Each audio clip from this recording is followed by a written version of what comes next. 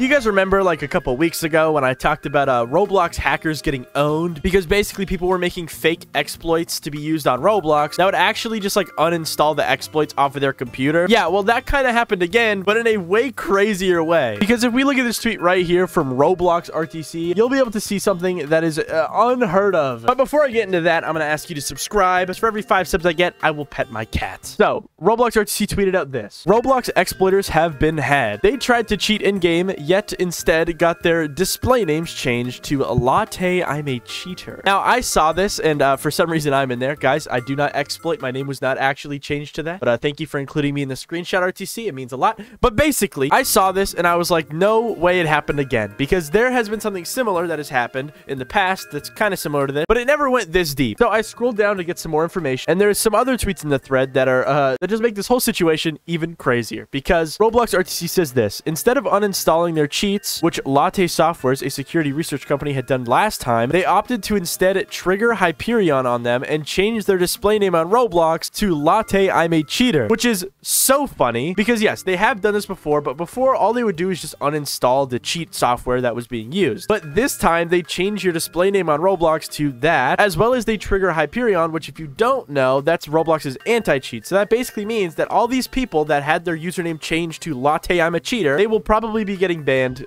during the next ban wave.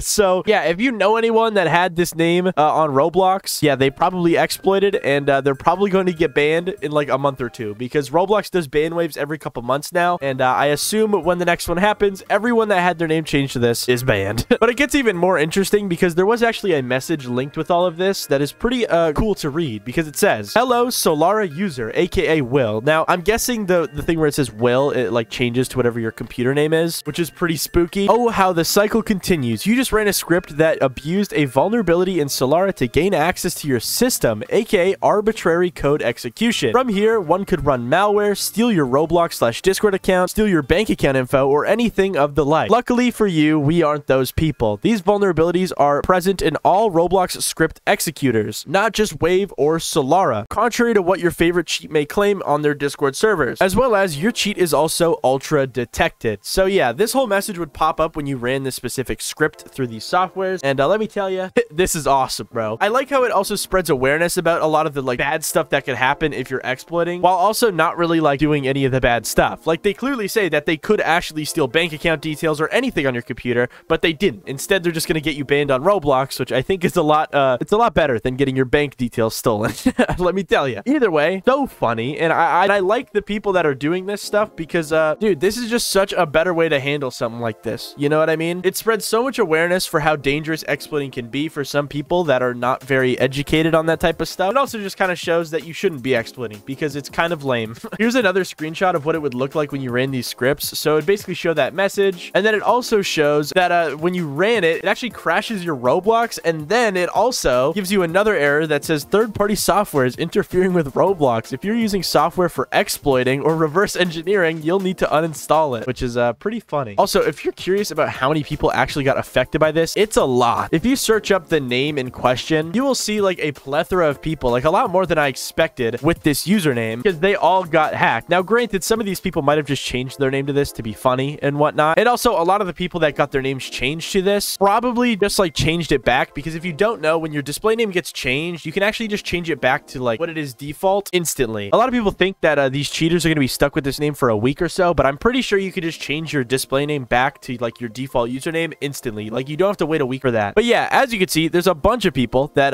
have gotten hacked by this. Like, I could just keep scrolling. I'm probably going to blur a bit of the screen because some of these people have pretty lame usernames, but all of their display names are Latte I'm a Cheater, and I think that's really awesome, dude. I could just keep scrolling forever and ever and ever. And I'm surprised this many people got affected by this because not every single exploiter was affected by this. Only the exploiters that ran this specific script were affected by this. So I'm surprised this many people downloaded this specific script and got fooled by it. It kind of just shows how many cheaters there really are on Roblox. Also, by the way, I'm still scrolling. Like, dude, it's still going. But yeah, that's what's going on with cheaters. And honestly, I think this is awesome, dude. I love seeing these things because it is just a great way to like show awareness and bring awareness to how dangerous exploiting can be on Roblox. But without further ado, we can now move on to the next story, which is hashtag SaveRoblox. So yesterday I talked about this. It wasn't really the main topic of my video, but it probably should have been because it's got so much bigger since my video. video because so many people from Turkey have just been pushing this whole movement. And honestly, I think it's pretty cool, dude. It's still trending on Twitter with upwards of 80,000 posts just today. I think yesterday it had around 180,000 posts. So yeah, there's still a plethora of people tweeting about this, and it is still blowing up. I also am starting to see a lot more people that are not from Turkey actually talking about this whole hashtag because it is just getting so massive. We even have a Creekcraft video about the whole thing, and even more. Like, this is spreading way farther than Turkey, and it's spreading amongst the whole Roblox community. And honestly, I hope it has a good effect on the platform because Roblox has kind of been listening to the community a little bit more usually, but also this whole like hashtag is about something that Roblox has never really addressed and has always kind of been too scared to address. So I just wonder what's going to happen. I wonder if they will respond to this. I highly doubt they will, but if they do, that would be very surprising and honestly pretty cool of Roblox. But honestly, I might be getting my hopes a little bit too high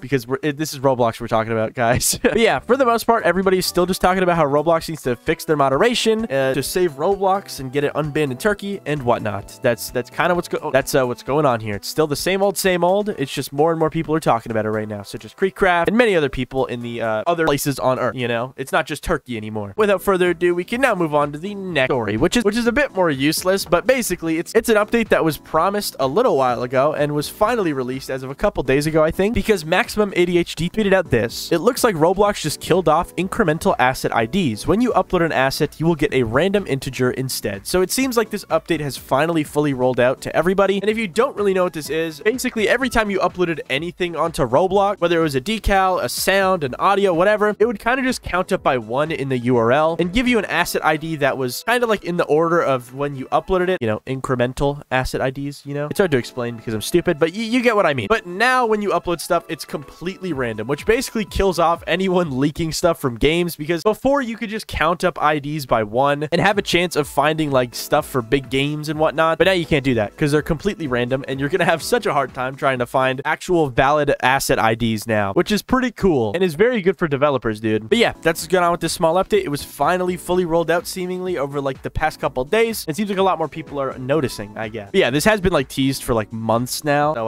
yeah, but now we can move on to the last story, which just happens to be the price floors updating very, very soon, because this tweet right here, I talked about it previously, says beginning on August 22nd, dynamic price floors will begin to apply to bodies and heads on the avatar marketplace. Now, I don't know when I'm going to upload this. It might be the 21st and it might be the 22nd. I have no clue. But either way, whenever I upload it, this date is very, very close, and I might even have uploaded this video on the date in question. Now, again, I want to state that this update has a very high likelihood of being bad, but it also has a likelihood of being not terrible, I guess. So yeah, keep your eyes on the catalog and see if packages get more expensive or cheaper. I imagine they'll get a little bit more expensive, maybe a little bit cheaper on day one. Well, scratch all what I just said because the update is out as I'm recording this part of the video, and it seems like the price can only go up because Bloxy News tweeted out this. Starting today, dynamic price floors will expand to include bodies and heads on the hashtag Roblox marketplace. All published bodies and heads will automatically be priced at the price floor, and now these prices are able to exceed the price floor. So yeah, it seems like the price can only go higher.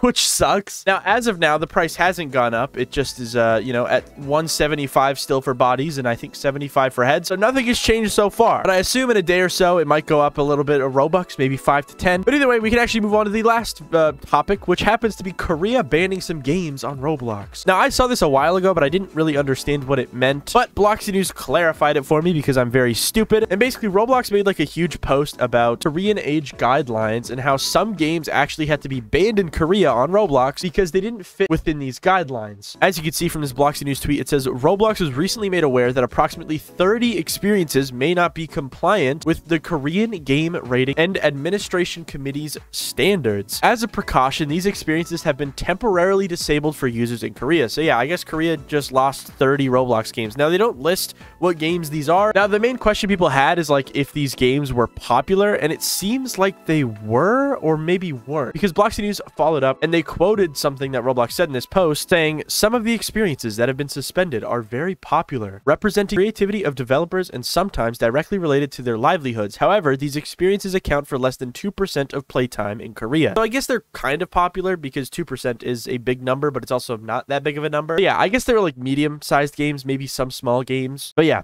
very interesting.